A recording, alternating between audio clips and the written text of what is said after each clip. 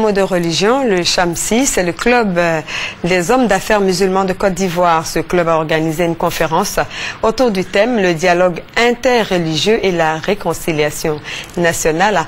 Profitant de l'occasion, le président du Chamsi a évoqué les priorités de son organisation. Reportage à Boussanogo.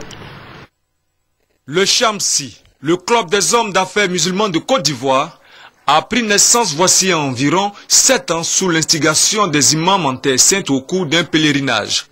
Il s'agissait d'amener les hommes d'affaires musulmans de notre pays à se mettre ensemble, à rassembler leurs moyens pour les mettre au service de la communauté et de la société. Les membres du club d'affaires musulmans de Côte d'Ivoire se sont retrouvés à la résidence du général Abdoulaye Coulibaly. La cérémonie a débuté par la lecture introductive du Saint-Coran faite par Cissé Mamadou, suivi d'une conférence prononcée par le père Hyacinthe Loy, prêtre jésuite et directeur général adjoint du Centre de recherche et d'action pour la paix.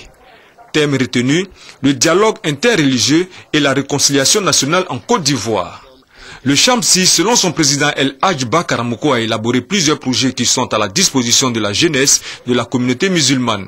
Un fonds de garantie au capital de 200 millions de francs CFA pour le financement des projets générateurs de revenus a été lancé. Le club des hommes d'affaires musulmans de Côte d'Ivoire projette de participer à 2 projets majeurs. Des universités que nous avons déjà mises en route, une université musulmane.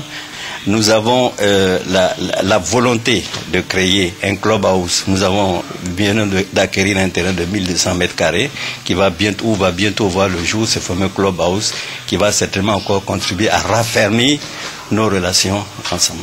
Ces 2 institutions, ouvertes à tous les enfants de ce pays, seront un appui supplémentaire aux efforts du gouvernement dans la formation de la jeunesse en Côte d'Ivoire.